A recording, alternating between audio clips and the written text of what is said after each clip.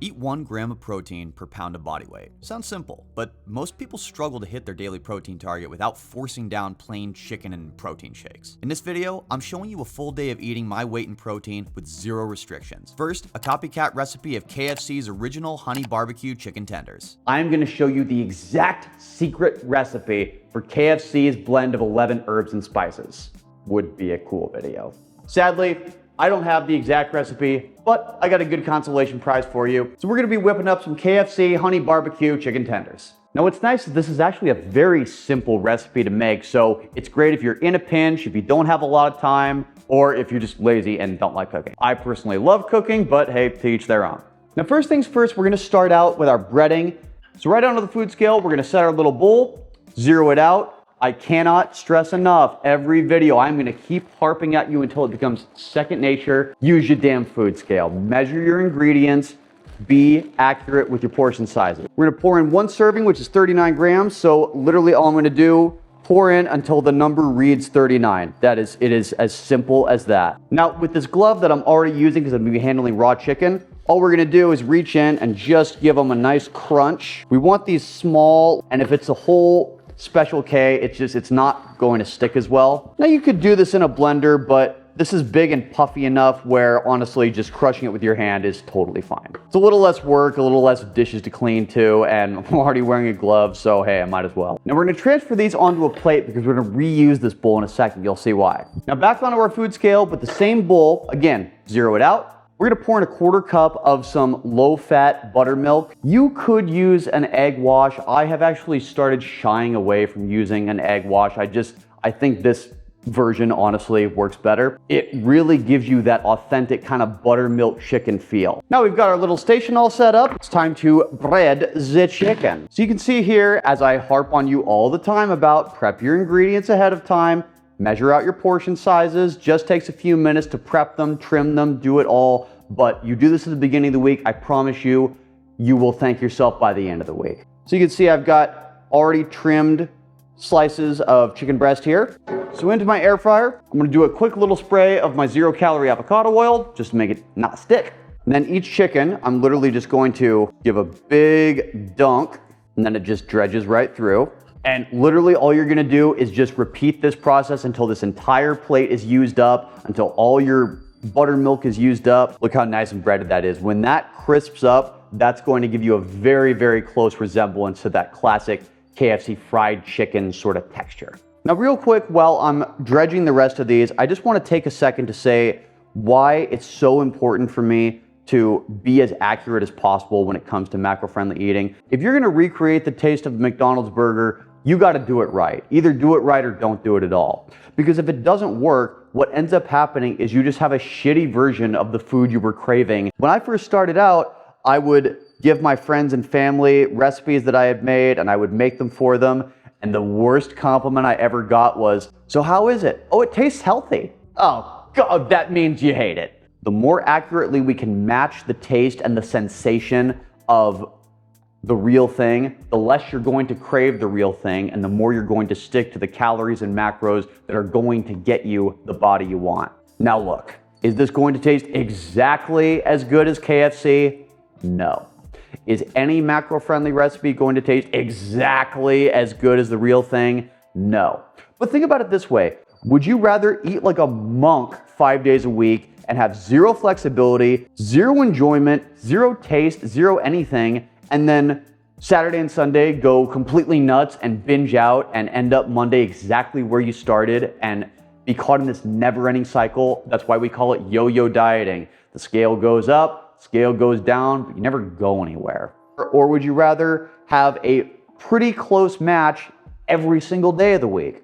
Personally, I choose option B. And in no time at all, these bad boys are ready to go. So we're gonna give them one last spray of our 0-calorie avocado oil just so they are crisped up on all sides. We're gonna air fry these at 375 for 12 minutes. Now, while those are air frying, I wanna take a second to really show you why macro-friendly eating is the way to go and the flexibility that it gives you. So remember how I said we wanna make it feel as authentic and as enjoyable as it would be if we were getting the real thing? Well, what better way to make KFC feel like KFC than with a nice home-fried biscuit? Now, you could make some sort of macro-friendly dough and this and that. Sometimes it's just better to just go straight to the source. It's not really worth the time and effort to make everything from scratch. And what's nice, the macros on this really are not that bad. 180 calories, 7 grams of fat. It's really not that crazy. But because we're making our chicken tenders so lean, we have room and flexibility in our diet to have something that's a little more calorie dense, and it doesn't throw us off track at all. If you went to a fast food restaurant, everything's calorie dense, so you have to pick and choose, but doing it ourselves, we have control and we don't have to pick and choose. We can have everything we want. Now, do yourself a favor, when these come out, don't just take them out with tongs or something. Use a spatula because you don't want to rip off all the breading, which defeats kind of the entire point. I really like this brand, these G Hues. It's sugar-free barbecue sauce. Barbecue sauce is great. It tends to have a lot of added sugar. They do a really good job with having very low added sugar. I think there's no added sugar. So yeah, cool. And it tastes great. They said it's good as any barbecue sauce I've ever had. In we go. Yeah. See, this little trick of just setting things on the food scale and zeroing it out lets you be completely accurate every single time, and it's so easy to do. Now, it's kind of tempting here to do like some food commercial and be, you know, shaking the wings and stuff.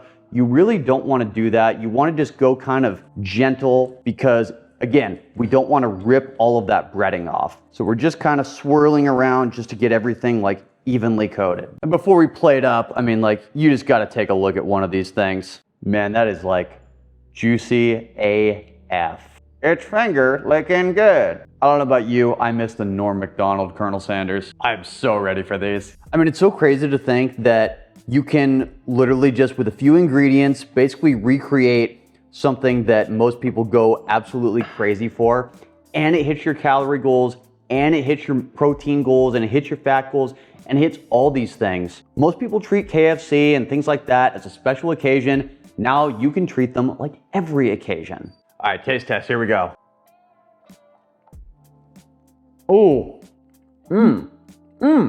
I don't think I'm ever going back to KFC ever again. All right, now it's time for one of my classic recipes, chicken and rice, which is what I lived on for years, but we're gonna make it more fun, we're gonna up the tempo, and we're gonna pack some massive flavor in there. So this is some chicken teriyaki, hella hot version. Do you remember when people said hella? Now first we're gonna heat up a wok over medium-high heat. Gonna pour in a tablespoon of sesame oil. I've already prepped my ingredients. Boneless, skinless chicken thighs. Just chopped them up into little cubes, nothing fancy. Set. Don't drop them. You don't want this oil to splatter everywhere. Something to invest in. It's one of these splatter guards. Just in terms of cutting down on your cleaning time, it's totally worth the 10 or 11 bucks. Now, as they're cooking for about 3 minutes per side, there's two things I want to touch on. First things first, not everything has to be a recipe. Sometimes it's as simple as finding a good lean protein, finding a good carb source, putting them together and making them taste awesome. Second, just because a recipe is simple doesn't mean it needs to be boring. There's nothing necessarily wrong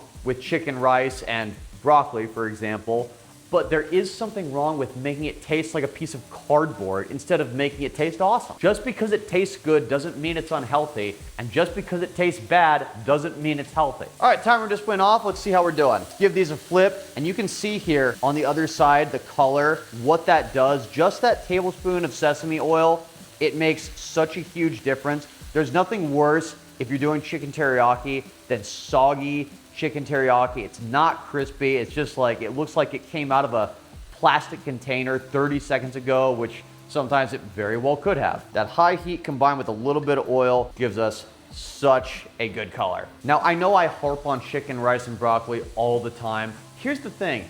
There is nothing wrong with chicken, rice, and broccoli. There is nothing inherently bad about chicken, rice, and broccoli. As a matter of fact, it's a great meal. It's a great muscle building meal. It's high in protein. It's usually low in fat. The problem is that bodybuilders and fitness influencers, people on fitness journeys in general, act like it's the only food that exists to lose weight. I'm sure that you've seen in some magazine or in some commercial or at some gym or some video somewhere, them drawing a line down a piece of paper and on one side putting your good food and the other side putting your bad food. And it's not how it works. Stop thinking of food in terms of good and bad and start thinking, what does this food do to help me reach my goals? And in the case of a food like chicken, rice, and broccoli, the only thing wrong with it is that people have a tendency to make it too plain and too boring. If they add any sort of sauce, all of a sudden they're cheating. It's the stupidest mentality ever. Now our timer just went off again, so now we get to add our sauce, and I'm going with this Japanese barbecue sauce,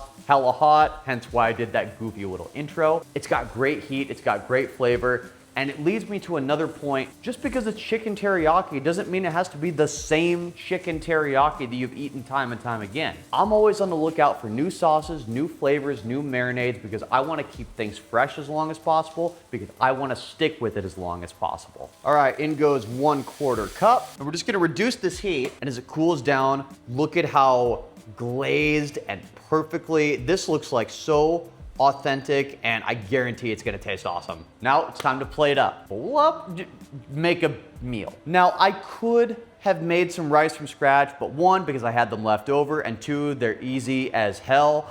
I'm just using some of this cooked sticky white rice here. You can get a giant pack of this from Costco. I got this at Sam's Club. Again, the stuff you can prep ahead of time, the stuff you can make easier on yourself, do it. And the great thing is, this is already perfectly portioned out. I know exactly how many calories, I know exactly all the macros and everything. I can just scan the barcode and plug this into MyFitnessPal, for example. Plate on down, look how easily that comes out. Oh my gosh, that looks so fire. And what's nice is that because I made this so lean, I can have a little bit of fun and add in some P.F. Chang's Dynamite sauce, which is a little bit fattier, and I probably wouldn't be able to do it normally. But again, because this is so lean, it gives me the flexibility to do so. Restaurant quality. This is absolutely nuts. And you can do this from the comfort of your own kitchen. I gotta try a bite of this. You know, the best part about making these videos is I get to eat the finished product.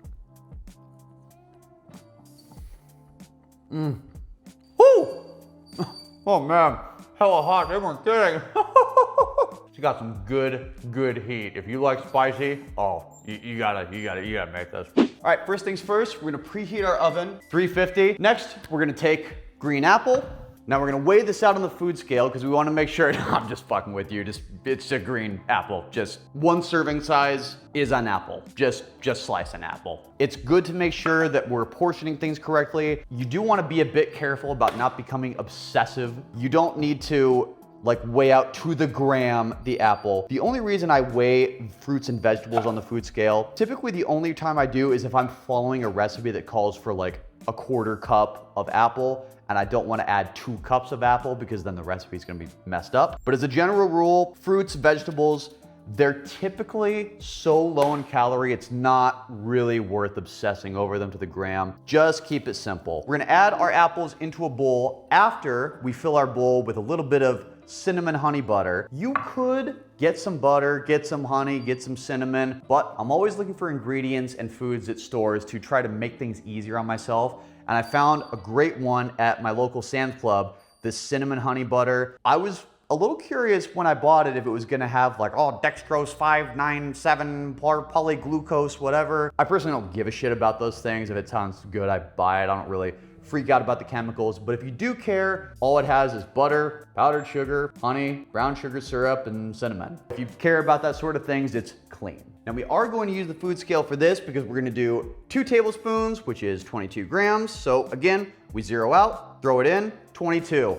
On the dot. And we just melt this in the microwave for a quick 30 seconds. Our apple slices go in, and we're just gonna kind of mix these up to make sure they're coated on each side. The more these are totally thoroughly coated, the more they're going to bake, and the softer and more kind of apple pie-y sensation you're going to get. So this nice even coating, that's exactly what we're going for here. Next up, back onto our food scale, gonna add a little bowl. We're gonna add in some plain old Quaker oats, 40 grams, half cup, to give this a little bit of character, I should say, and make sure they actually crumble. We're going to add a couple tablespoons of our Fairlife fat-free milk, tablespoon of our Swerve brown sugar. In a way, we're like kind of making oatmeal. It's gonna crisp up very nicely, I promise. Teaspoon of cinnamon, and we're just gonna give this a little stir, just to make sure everything's totally mixed up. See, just the addition of the milk and All this not only gives it a little flavor, but it just thickens it up. Little personal size cast iron skillet, little 0-calorie avocado oil so nothing sticks. Apples go in. I mean, it almost looks like caramel apples already. Spread these out just enough so it's kind of uniformly covered. You don't want one thing of apples here and one everywhere there. That's exactly what you want. This kind of uniform, even spread right here. Our pseudo oatmeal goes right over top. We just smooth this out like this with a spoon, spatula, whatever you've got. Little details like this, I want you guys to make it right. I want it to taste good because, as I've said before, my most important metric for these macro-friendly recipes is not that it has the most protein, it's not that it's the most keto, it's not that it's the lowest in sugar, it's that it tastes awesome. Because if it doesn't taste awesome, you're not gonna stick with it for longer than 2 weeks, which defeats the entire point. Make it taste good. If you need to take out a little bit of fat, if you need to add an extra scoop of protein powder, do that. But the taste and the experience has to be there for it to work. All right, this looks ready to go. Now we're gonna pop this into the oven. We're gonna go 20 minutes. Timer just went off, let's check it out. Hey, check it out. I don't know, was that Fergie? I don't know what that was. I know I'm always complaining about, I wish you could smell these things from here, but I wish you could smell this from here because this smells so good. You've got the aroma of apples, even just with my finger, that texture is like they've softened up. That is so, so, so perfect. Now we're almost done. There's one thing left to do to really add a kick of protein and to add some even more flavor, which is to make up our salted caramel high protein frosting. Take our bowl right onto the food scale. Now we're gonna open up a couple of these Oikos 000 yogurts. I went with the salted caramel flavor because, obviously, it was perfect. I was really wondering how I was going to do the flavor for this one. Also, are you team caramel or team caramel? Let me know in the comments. Caramel sauce itself tends to be very high in added sugar because caramel sauce basically is added sugar. It's just literally just sugar that's been browned. Buying something like this gets me the flavor without all the added calories. Are you seeing a theme here? 2 yogurts. We're gonna add even more protein with some collagen protein. Now there's 2 reasons. 1, more protein, and 2, as I've explained in previous videos, collagen protein versus whey protein has this kind of sticky consistency, and so it acts as a really good thickening agent. That's why you always see me using it in dough, pizza dough, stuff like that. And for this, because we want it to be a frosting, it's gonna help it thicken up, which is especially going to be aided with our 3rd ingredient, my good friend, sugar-free, fat-free Jello mix. We're going to vanilla flavor. If they had a caramel flavor or an apple flavor, I would have done that. Now 2 tablespoons. Now I'm not even gonna bother measuring this because I've already been measuring it and this is the last in this package. So I know without even having to measure that it's exactly the right quantity. See why the food scale and tracking your stuff comes in handy? It lets you be so precise. So you can see what happens as we stir this up and it really kind of starts to thicken up. Exactly what we want, exactly what we're going for. We don't want to just throw yogurt on top of it. We want an actual frosting. I mean, if you like yogurt, I would literally eat that by itself. All right, now all that's left to do is add on our salted caramel. Just kind of spread it around. This tastes good just looking at it. And here you have a finished, and here we go, a finished high protein caramel apple crumble. If you really want to be a little extra, you can do just a nice little cinnamon dusting on top. Totally optional. I mean, this looks like something grandma would make you if grandma had gains. Oh, that's good. That literally tastes like a salted caramel apple. The flavors just blend. This is excellent. What I love is this is so versatile. You could do this any time of day. You could do this as a breakfast, kind of a dessert sort of deal, after dinner to end your night with a high protein meal. This can go so many different directions. Really, really good recipe.